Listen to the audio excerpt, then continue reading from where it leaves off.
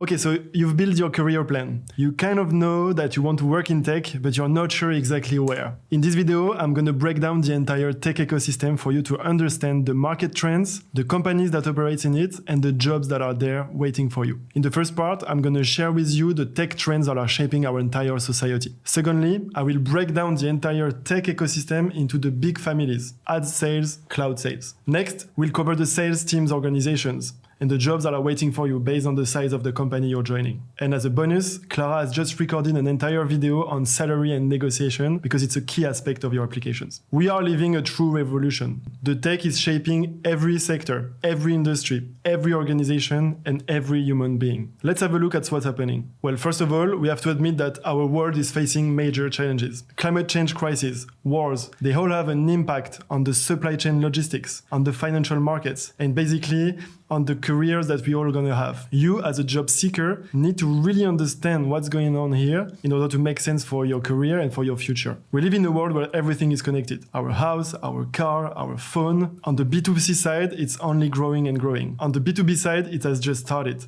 When you look at agriculture fields, they use satellite imagery data to analyze the productivity of lands. When you look at factories, they are using devices to analyze the chain of productions and detect defaults. Connected devices are expected to double by 2030, reaching 30 billion devices out there. You have to think that behind those devices, there is a lot of data that is gathered, data that enables us to understand the world we're living and that enables us to provide solutions for the big challenges we face. Robots are becoming a thing. If I had showed you this slide 5 years ago, you would have thought I'm crazy. But today, it's a reality. When you go to big tech events like VivaTech or Web Summit, you have a chance to meet with them, talk with them, interact with them, and see that the change is going and it's going fast. In a couple of years, we'll see robots everywhere in companies, in factories, in warehouses, and maybe in your house as well. Along with that comes a huge security threat. Cyber attacks are growing in frequency and in intensity. This is an example of an attack that was stopped by Google. This attack was 70% stronger than the previous one, and than the previous one. Cyber criminals are not only attacking the big tech companies, they are attacking every organization that have a weakness. You can think about hospitals, public administrations, schools. It can have a very big impact, and the companies that are not ready will pay the price. Another trend we're seeing is the scale at which platforms are adopted. It's faster and faster. It took Instagram 30 months to reach the bar of 100 million monthly active users. This bar is very symbolic because only a handful number of apps reached that. When TikTok arrived, it shook the entire world. It took TikTok only 9 months to get to this bar. And guess who is the last one? You're right, it's ChatGPT. ChatGPT reached the 100 million monthly active users in 2 months. But the thing is, AI was there for a long time. Back in 2016, I was already selling AI, advising businesses on how to use AI for their growth. But nobody talked about it. Only a handful number of professionals knew what AI was and knew the opportunity that it represented for them and their business. ChatGPT used AI building blocks that existed before that was used by the big techs, right? But the beauty of it, they made AI accessible to everyone. In a simple user interface, you could talk to AI and see the direct value it would bring. It entirely shook the world because now everyone knows about AI. Everyone knows its potential. So now think about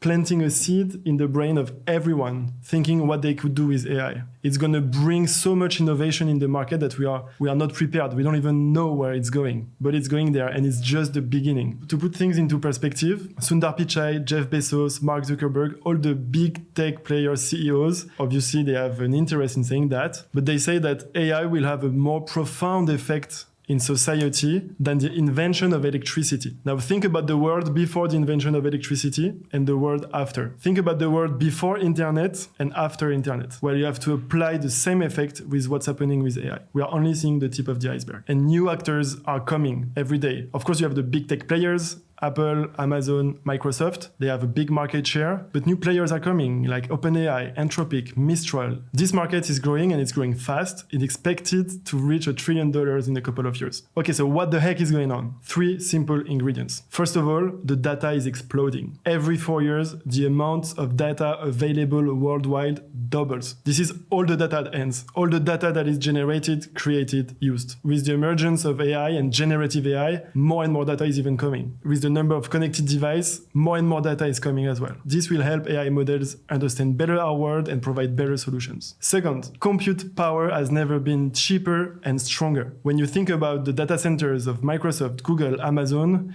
those are the Rolls-Royce of what's happening in the tech sector. A data center has so many levels of security that you cannot even imagine. They are innovating so fast that the power is increasing and increasing, and the electricity consumption is decreasing. This makes it cheaper. NVIDIA obviously is a key actor innovating in the chips and the processors that are used in those servers. That's why the market cap of NVIDIA has exploded, right? Because all the big tech players buy NVIDIA chips. To give you an idea of the scale, I remember Google was opening a new data center in the North America region. This one data center had the size of 60 soccer fields. One data center. They have hundreds of data centers everywhere in the world. And that's basically a selling point. When they say they are cloud services, they convince companies saying, yeah, we have a presence in France, we have a presence in Switzerland, in Belgium, in Italy, and so on. Third ingredient, the speed of research. Research papers on AI and ML and Gen AI are exploding. This graph came out in 2021 before ChatGPT. So imagine now, imagine the number of paper that is delivering innovation, new insights on every aspect of our society. Because when we think about AI, it's not just a technology. It's research on how the technology can influence education, health, industries. So yes, we are living a pretty big revolution, and it's just the beginning. And by working in tech, you will be in advance of everyone else because you will come from the source. You will come from where the innovation is spreading in the market. So how do you make sense of all of it? That's exactly what we're going to deep dive in this module. We're going to look at the big tech companies and the smaller players. We're going to look at their business models, and this will help you decide where you want to apply. We can split the entire ecosystem into 6 building blocks. The first one, obviously, are the big techs, the big players that shape billions of users and millions of organizations worldwide. Then we have the B2B SaaS and ISV players. Those are niche solutions that solve very big problems. You can see famous brand names like Databricks, Snowflakes, MongoDB. They decided to focus on one aspect of the technology and become the experts. They usually are partners with the big tech companies. If we go down one level in terms of size of companies, we have the entire startup ecosystem. When we think about startup, you have the big ones and the small ones. The big ones are the unicorns, the scale-ups. A unicorn is basically a startup worth more than $1 billion. The scale-ups are the startups that raised money, but big money. I'm talking about VC funding from 10, 20, 50 millions all the way up to 200, $500 million.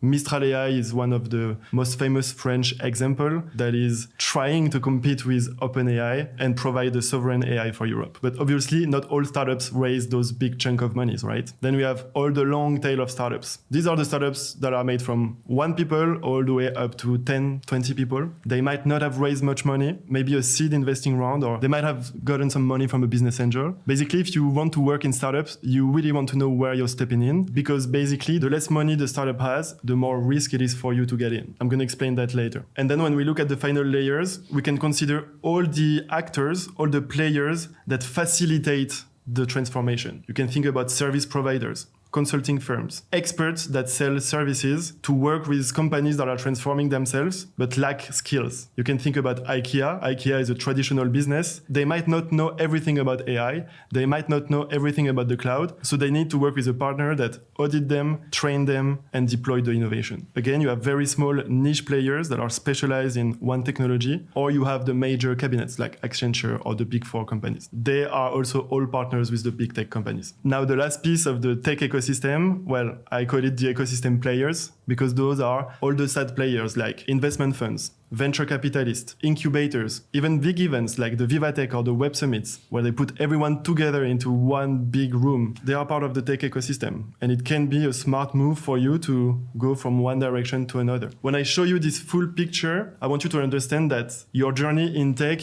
is never going to stop. It's endless of possibilities and of opportunities. And it's important for you to know what skills do you want to build, what topics do you want to talk about in order to know where you want to apply. Okay, where do we start then? Well, one way to look at it is to start with the big techs, obviously, because you are here for that. But let's have a closer look at their business model. Alphabet, that's the mother company of Google, is generating more than $90 billion on a quarter. That means in 3 months, the first 3 months of the year 2025. How is this revenue split? Well, the majority of it, 75% of the revenue Google is generating comes from advertising. Google Search, Google Shopping, YouTube, the display network. This is where all the money is coming in. Then you have big bets, Google Cloud. Google Cloud is now generating 12 billion euros on a quarter. What's important to look here is the size and the maturity of the two markets. The ads market is very big and it's mature. It's been there for a couple of decades. The cloud market is very new, growing faster. When I joined Google Cloud in 2019, this little line that you see here was not 12 billion euros.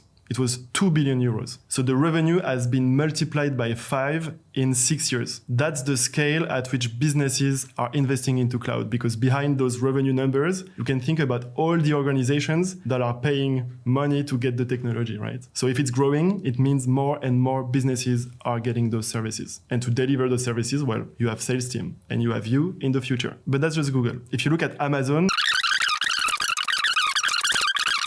like the Xbox and so on. So again, if you want to work at Microsoft, deep dive into the business model to understand what is generating most of the money and where is the profit coming from. This is a good indicator of where are the job offers. Now, we've seen the big tech companies and how their businesses are split, right? So for you to understand where do you want to apply, you really need to understand the concept of ads sales and tech sales. The job is completely different. Of course, you're a sales in both sides, but the discussions you have, the people you talk to, and the skills that are required are totally different. So when you're going to apply and choose which track you want, you need to understand the mechanics of it. And that's the goal of the next video.